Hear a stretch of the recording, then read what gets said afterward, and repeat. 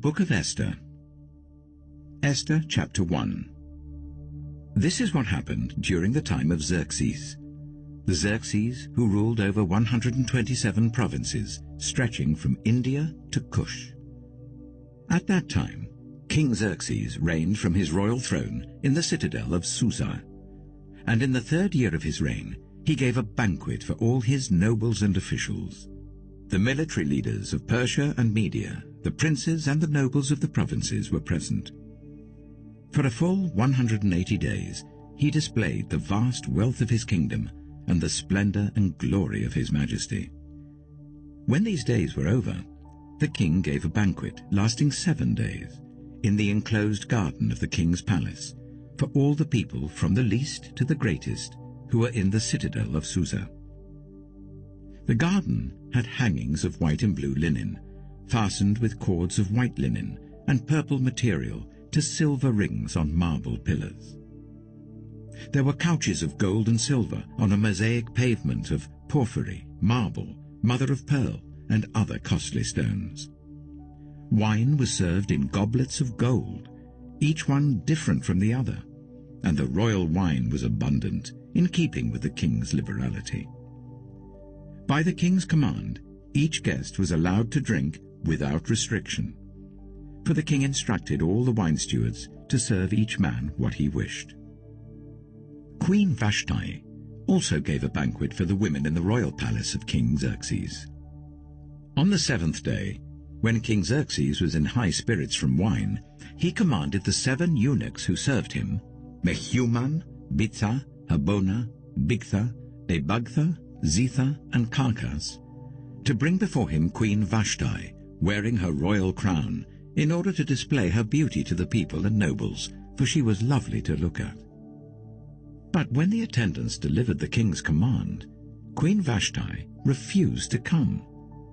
Then the king became furious and burned with anger.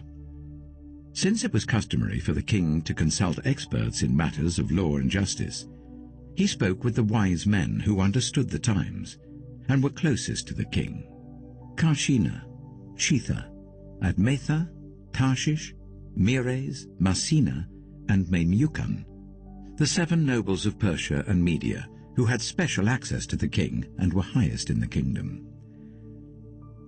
According to law, what must be done to Queen Vashti? He asked. She has not obeyed the command of King Xerxes, but the eunuchs have taken to her. Then Memucan replied in the presence of the king and the nobles, Queen Vashti has done wrong, not only against the king but also against all the nobles and the peoples of all the provinces of King Xerxes.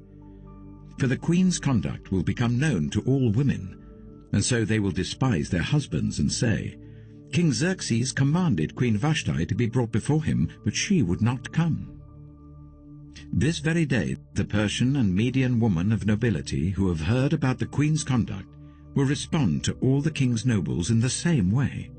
There will be no end of disrespect and discord. Therefore, if it pleases the king, let him issue a royal decree, and let it be written in the laws of Persia and Media, which cannot be repealed, that Vashti is never again to enter the presence of King Xerxes. Also, let the king give her royal position to someone else who is better than she. Then when the king's edict is proclaimed throughout all his vast realm, all the women will respect their husbands, from the least to the greatest. The king and his nobles were pleased with this advice. So the king did as Memucan proposed. He sent dispatches to all parts of the kingdom, to each province in its own script, and to each people in their own language, proclaiming that every man should be ruler over his own household, using his native tongue. Esther chapter 2. Later, when King Xerxes' fury had subsided, he remembered Vashti and what she had done, and what he had decreed about her. Then the king's personal attendants proposed, let a search be made for beautiful young virgins for the king. Let the king appoint commissioners in every province of his realm to bring all these beautiful young women into the harem at the citadel of Susa. Let them be placed under the care of Hegai, the king's eunuch, who was in charge of the women, and let beauty treatments be given to them. Then let the young woman who pleases the king be queen instead of Vashti." This advice appealed to the king, and he followed it. Now there was in the city of Susa a Jew of the tribe of Benjamin, named Mordecai, son of Jair, the son of Shimei, the son of Kish, who had been carried into exile from Jerusalem by Nebuchadnezzar, king of Babylon, among those taken captive with Jehoiakim, king of Judah. Mordecai had a cousin named Hadassah, whom he had brought up because she had neither father nor mother. This young woman, who was also known as Esther, had a lovely figure and was beautiful. Mordecai had taken her as his own daughter when her father and mother died. When the king's order and edict had been proclaimed, many young women were brought to the citadel of Susa and put under the care of Hegai. Esther was also taken to the king's palace and entrusted to Hegai, who had charge of the harem. She pleased him and won his favor. Immediately he provided her with her beauty treatments and special food. He assigned to her 7 female attendants selected from the king's palace, and moved her and her attendants into the best place in the harem. Esther had not revealed her nationality and family background, because Mordecai had forbidden her to do so. Every day he walked to and fro near the courtyard of the harem to find out how Esther was and what was happening to her. Before a young woman's turn came to go into King Xerxes, she had to complete 12 months of beauty treatments prescribed for the women, 6 months with oil of myrrh and 6 with perfumes and cosmetics. And this is how she would go to the king. Anything she wanted was given to her, to take with her from the harem to the king's palace. In the evening she would go there, and in the morning return to another part of the harem, to the care of Sheashgaz, the king's eunuch who was in charge of the concubines. She would not return to the king unless he was pleased with her and summoned her by name. When the turn came for Esther, the young woman Mordecai had adopted, the daughter of his uncle Abihail, to go to the king, she asked for nothing other than what Hegai, the king's eunuch who was in charge of the harem, suggested. And Esther won the favor of everyone who saw her. She was taken to King Xerxes in the royal residence in the 10th month, the month of Tebeth, in the 7th year of his reign. Now the king was attracted to Esther more than to any of the other women, and she won his favor and approval more than any of the other virgins. So he set a royal crown on her head and made her queen instead of Vashti. And the king gave a great banquet, Esther's banquet, for all his nobles and officials. He proclaimed a holiday throughout the provinces and distributed gifts with royal liberality. When the virgins were assembled a second time, Mordecai was sitting at the king's gate. But Esther had kept secret her family background and nationality, just as Mordecai had told her to do, for she continued to follow Mordecai's instructions as she had done when he was bringing her up. During the time Mordecai was sitting at the king's gate, Bigthana and Teresh, 2 of the king's officers who guarded the doorway, became angry and conspired to assassinate King Xerxes. But Mordecai found out about the plot and told Queen Esther, who in turn reported it to the king, giving credit to Mordecai. And when the report was investigated and found to be true, the 2 officials were impaled on poles. All this was recorded in the book of the Annals in the presence of the king. Esther chapter 3. After these events, King Xerxes honored Haman, son of Hammedatha, the Agagite, elevating him and giving him a seat of honor higher than that of all the other nobles. All the royal officials at the king's gate knelt down and paid honor to Haman, for the king had commanded this concerning him. But Mordecai would not kneel down or pay him honor. Then the royal officials at the king's gate asked Mordecai, "Why do you disobey the king's command?" Day after day they spoke to him, but he refused to comply. Therefore they told Haman about it, to see whether Mordecai's behavior would be tolerated, for he had told them that he was a Jew. When Haman saw that Mordecai would not kneel down or pay him honor, he was enraged. Yet having learned who Mordecai's people were, he scorned the idea of killing only Mordecai. Instead, Haman looked for a way to destroy all Mordecai's people, the Jews, throughout the whole kingdom of Xerxes. In the 12th year of King Xerxes, in the first month, the month of Nisan, the pur, that is, the lot, was cast in the presence of Haman to select a day and month. And the lot fell on the 12th month, the month of Adar. Then Haman said to King Xerxes, "There is a certain people dispersed among the peoples in all the provinces of your kingdom who keep themselves separate.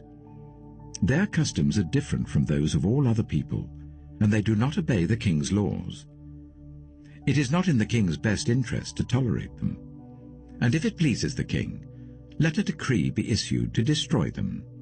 And I will give 10,000 talents of silver to the king's administrators for the royal treasury." So the king took his signet ring from his finger and gave it to Haman, son of Hammedatha, the Agagite, the enemy of the Jews. "Keep the money," the king said to Haman, "and do with the people as you please." Then, on the 13th day of the first month, the royal secretaries were summoned. They wrote out in the script of each province and in the language of each people all Haman's orders to the king's satraps, the governors of the various provinces, and the nobles of the various peoples. These were written in the name of King Xerxes himself and sealed with his own ring. Dispatches were sent by couriers to all the king's provinces with the order to destroy, kill, and annihilate all the Jews, young and old, women and children, on a single day, the 13th day of the 12th month, the month of Adar, and to plunder their goods. A copy of the text of the edict was to be issued as law in every province and made known to the people of every nationality so that they would be ready for that day.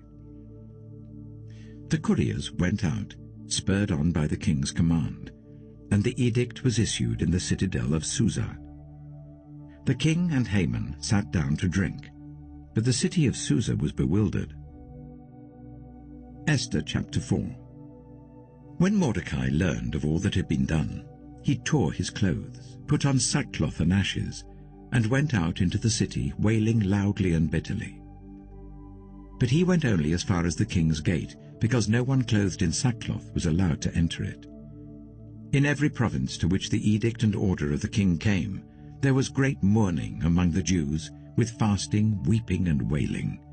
Many lay in sackcloth and ashes. When Esther's eunuchs and female attendants came and told her about Mordecai, she was in great distress. She sent clothes for him to put on instead of his sackcloth, but he would not accept them. Then Esther summoned Hathach, one of the king's eunuchs assigned to attend her, and ordered him to find out what was troubling Mordecai and why. So Hathach went out to Mordecai in the open square of the city in front of the king's gate. Mordecai told him everything that had happened to him, including the exact amount of money Haman had promised to pay into the royal treasury for the destruction of the Jews. He also gave him a copy of the text of the edict for their annihilation, which had been published in Susa, to show to Esther and explain it to her. And he told him to instruct her to go into the king's presence to beg for mercy and plead with him for her people. Hathach went back and reported to Esther what Mordecai had said. Then she instructed him to say to Mordecai, "All the king's officials and the people of the royal provinces know that for any man or woman who approaches the king in the inner court without being summoned, the king has but one law, that they be put to death, unless the king extends the gold scepter to them and spares their lives. But 30 days have passed since I was called to go to the king." When Esther's words were reported to Mordecai, he sent back this answer: "Do not think because you are in the king's house, you alone of all the Jews will escape. For if you remain silent at this time, relief and deliverance for the Jews will arise from another place, but you and your father's family will perish. And who knows but that you have come to your royal position for such a time as this?" Then Esther sent this reply to Mordecai, "Go, gather together all the Jews who are in Susa and fast for me. Do not eat or drink for 3 days, night or day. I and my attendants will fast as you do. When this is done, I will go to the king, even though it is against the law. And if I perish, I perish." So Mordecai went away and carried out all of Esther's instructions. Esther chapter 5. On the 3rd day, Esther put on her royal robes and stood in the inner court of the palace in front of the king's hall. The king was sitting on his royal throne in the hall facing the entrance. When he saw Queen Esther standing in the court, he was pleased with her and held out to her the gold scepter that was in his hand. So Esther approached and touched the tip of the scepter. Then the king asked, "What is it, Queen Esther? What is your request? Even up to half the kingdom it will be given you." "If it pleases the king," replied Esther, "let the king, together with Haman, come today to a banquet I have prepared for him." "Bring Haman at once," the king said, "so that we may do what Esther asks." So the king and Haman went to the banquet Esther had prepared. As they were drinking wine, the king again asked Esther, "Now what is your petition? It will be given you. And what is your request? Even up to half the kingdom it will be granted." Esther replied, "My petition and my request is this. If the king regards me with favor, and if it pleases the king to grant my petition and fulfill my request, let the king and Haman come tomorrow to the banquet I will prepare for them. Then I will answer the king's question." Haman went out that day, happy and in high spirits. But when he saw Mordecai at the king's gate and observed that he neither rose nor showed fear in his presence, he was filled with rage against Mordecai. Nevertheless, Haman restrained himself and went home. Calling together his friends and Zeresh his wife, Haman boasted to them about his vast wealth, his many sons, and all the ways the king had honored him, and how he had elevated him above the other nobles and officials. "And that's not all," Haman added. "I'm the only person Queen Esther invited to accompany the king to the banquet she gave. And she has invited me along with the king tomorrow. But all this gives me no satisfaction, as long as I see that Jew Mordecai sitting at the king's gate." His wife Zeresh and all his friends said to him, "Have a pole set up, reaching to a height of 50 cubits, and ask the king in the morning to have Mordecai impaled on it. Then go with the king to the banquet and enjoy yourself." This suggestion delighted Haman, and he had the poles set up. Esther chapter 6.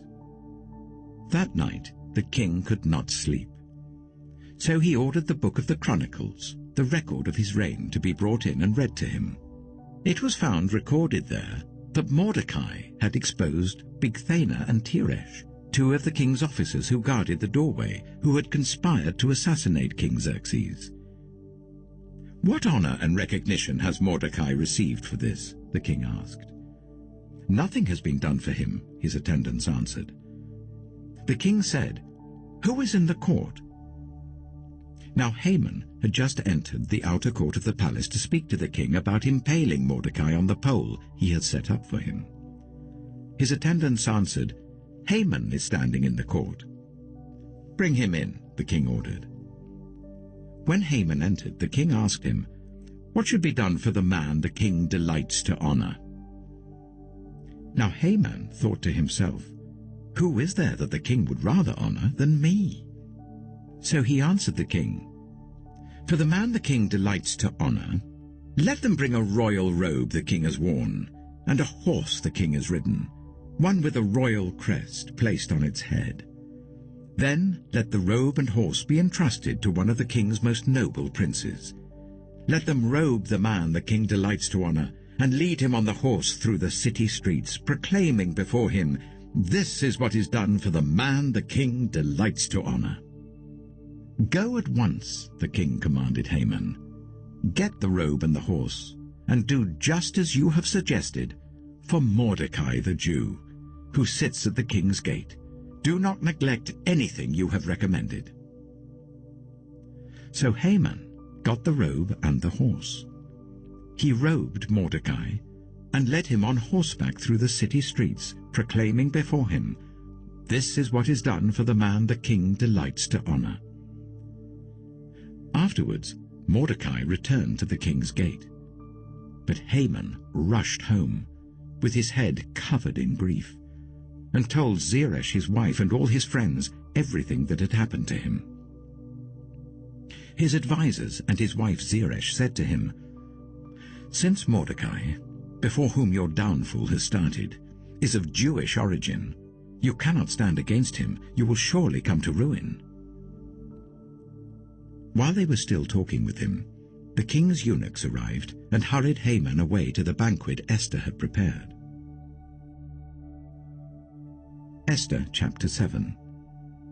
So the king and Haman went to Queen Esther's banquet.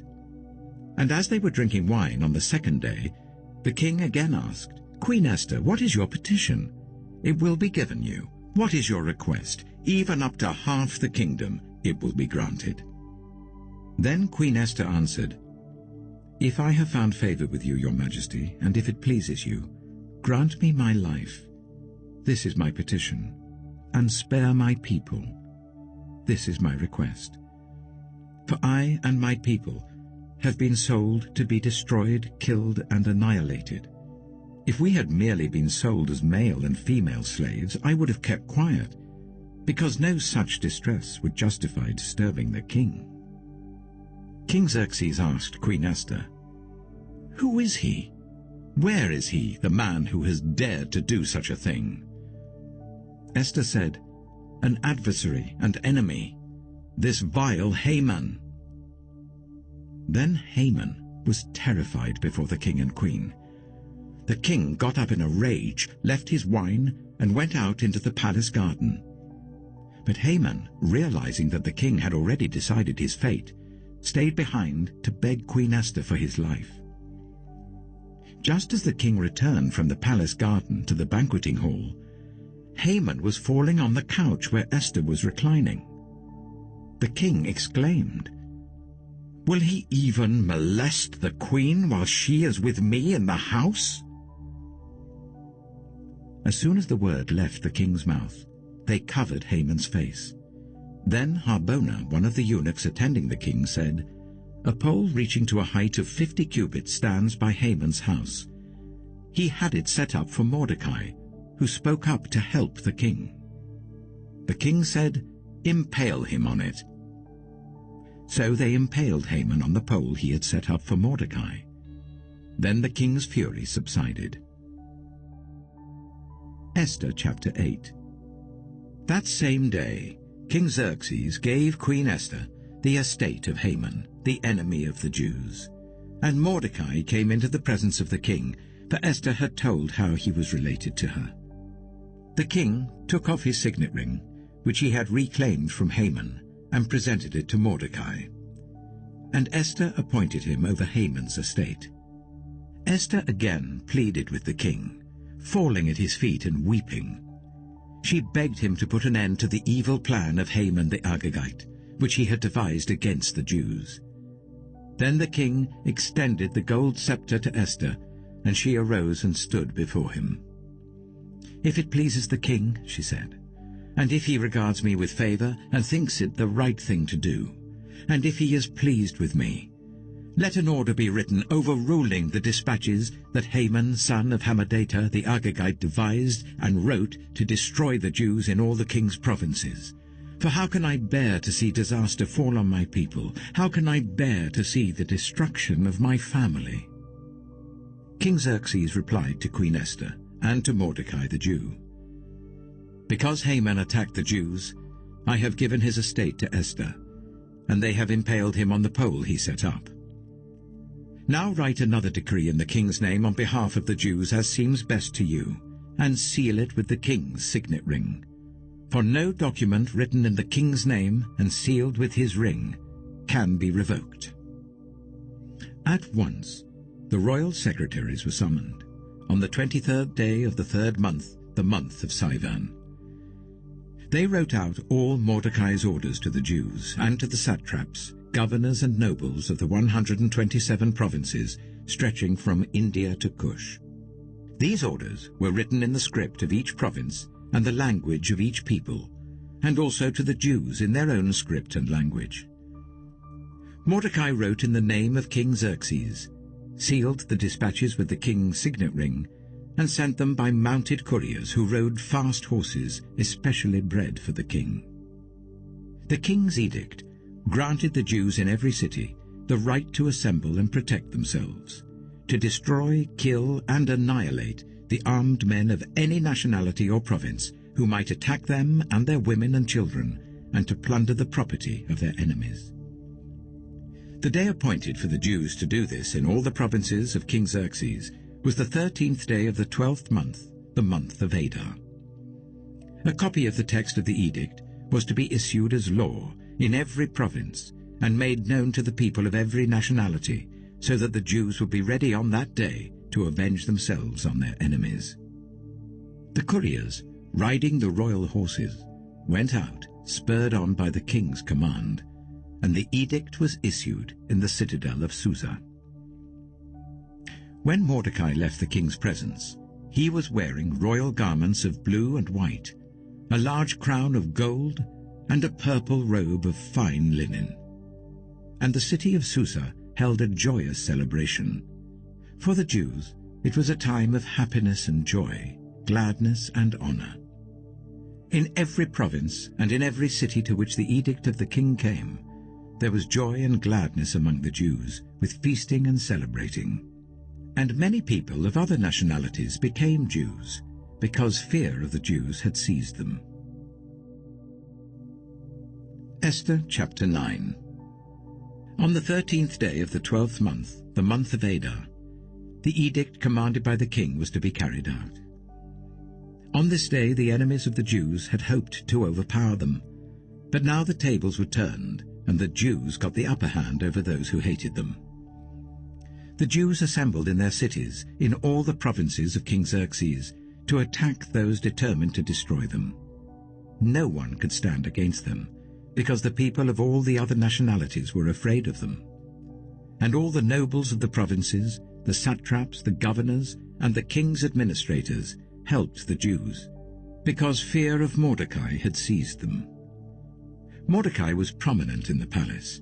His reputation spread throughout the provinces, and he became more and more powerful. The Jews struck down all their enemies with the sword, killing and destroying them, and they did what they pleased to those who hated them. In the citadel of Susa, the Jews killed and destroyed 500 men. They also killed Parshandata, Dalphon, Aspata, Poreta, Adaliah, Aridata, Parmashta, Arisai, Aridai, and Vaisata, the 10 sons of Haman, son of Hammedatha, the enemy of the Jews. But they did not lay their hands on the plunder. The number of those killed in the citadel of Susa was reported to the king that same day. The king said to Queen Esther, "The Jews have killed and destroyed 500 men, and the 10 sons of Haman in the citadel of Susa. What have they done in the rest of the king's provinces? Now, what is your petition? It will be given you. What is your request? It will also be granted." "If it pleases the king," Esther answered, "give the Jews in Susa permission to carry out this day's edict tomorrow also. And let Haman's 10 sons be impaled on poles." So the king commanded that this be done. An edict was issued in Susa, and they impaled the 10 sons of Haman. The Jews in Susa came together on the 14th day of the month of Adar, and they put to death in Susa 300 men, but they did not lay their hands on the plunder. Meanwhile, the remainder of the Jews who were in the king's provinces also assembled to protect themselves and get relief from their enemies. They killed 75,000 of them, but did not lay their hands on the plunder. This happened on the 13th day of the month of Adar, and on the 14th day they rested and made it a day of feasting and joy.